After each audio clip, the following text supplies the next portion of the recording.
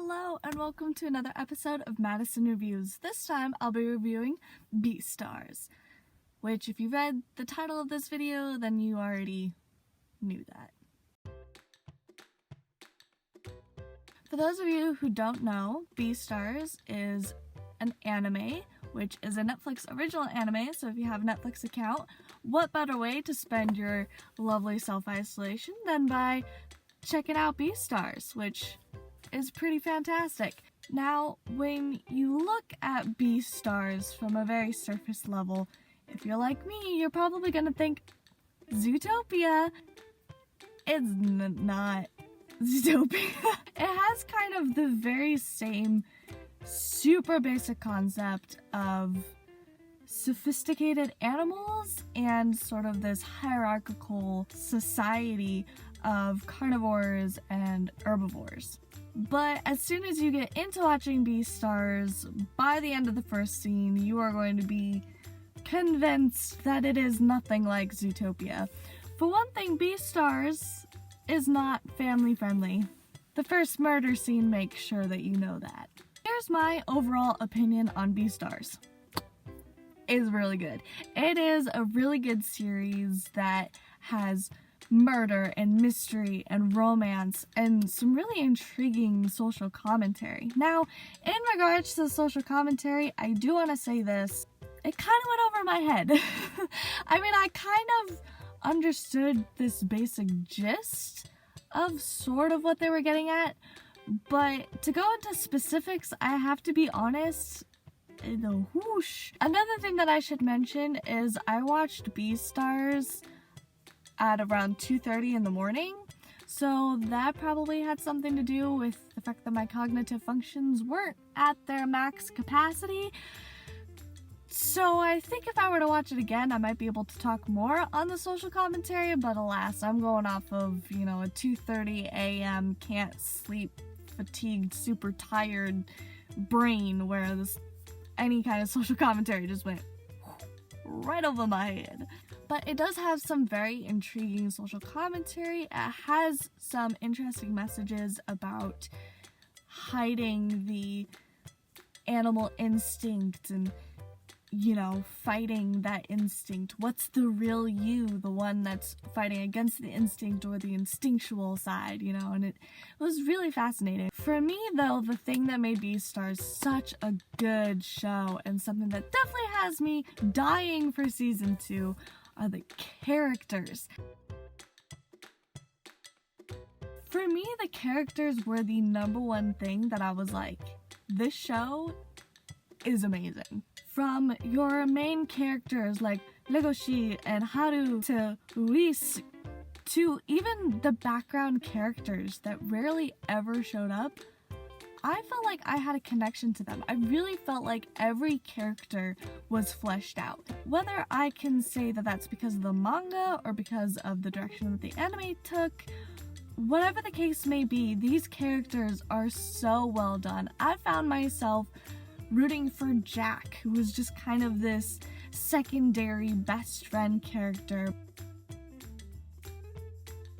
But I also found myself rooting for everyone in the drama club, from the ones that had their names spoken to the ones that didn't. From the very beginning, Ten the alpaca, every single character in this show I felt an attachment towards, and I felt like every single one of them had some fleshed out background to them, and I was so impressed by that. I was just rooting for every single character that was arguably good.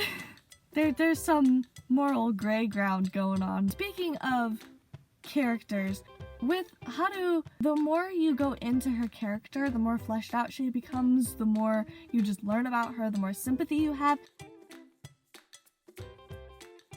Luis was really, really fascinating character that towards the end I was like,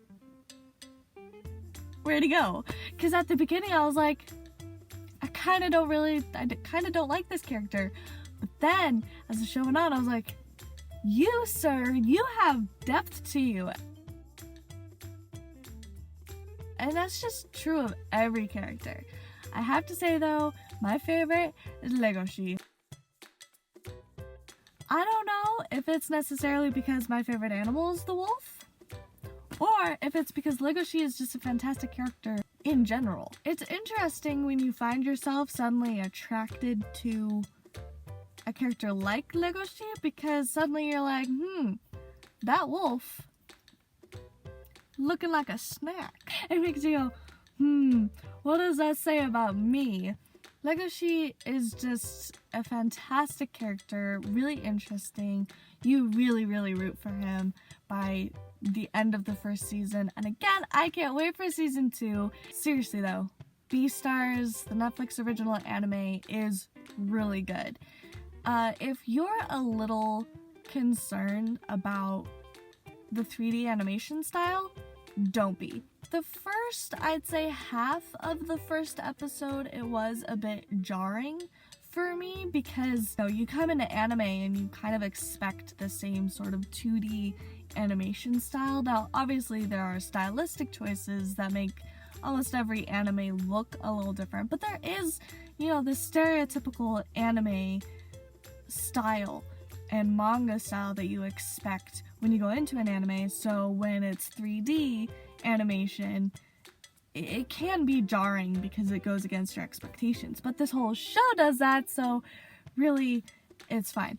But by the end of the first episode, I really didn't even notice that it was 3D animated, and I think actually the 3D animation does a really good job of getting across what this show is about and what the manga is about and that concept. I think 3D was a very good format to choose for it. If that's something you're worried about, just give yourself time. By the end of the series, like the first season, you'll forget that it was even 3D. You'll just be so into it and just really loving it. In conclusion, Beastars is a really great show. Go check it out. Do keep in mind that it is not family friendly. Take note of the TV mature rating that Netflix gives it.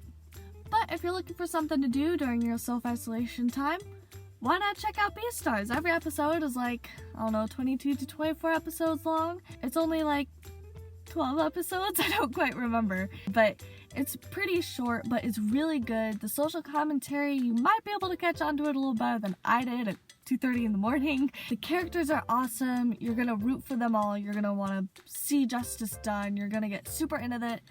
And then when the first season ends and it's like, second season coming soon, you're like, it won't come soon enough. Go check out Beastars. I would rate it an 8 out of 10. It's not my favorite anime of all time, and if you're wondering what my favorite anime of all time is, check out my Madison Reads, a list that no one asked for, number 1. I go into my favorite anime there.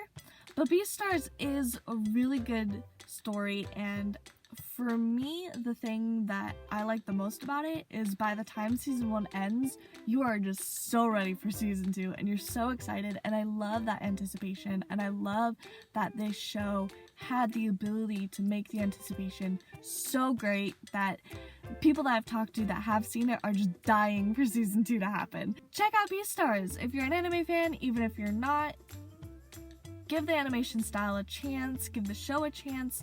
It's really, really interesting. Also, don't watch it with your parents. Before I go, I wanted to give another suggestion of an anime to watch. It's called Cells at Work.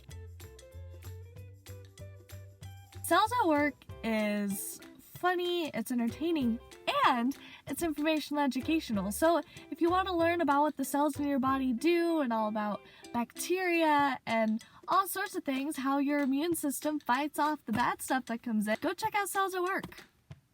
It's really good. Also, if you want to see some awesome reactions to Cells at Work, Dr. Mike on YouTube, which I've talked about him before, he has a couple of reaction videos to a few episodes of Cells at Work.